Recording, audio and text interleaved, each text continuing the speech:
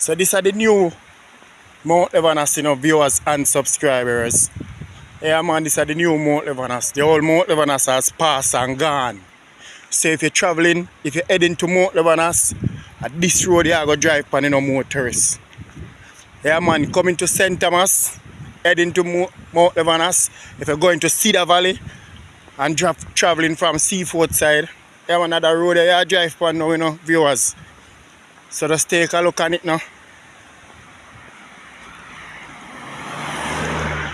See that, viewers, the car them move smooth on it.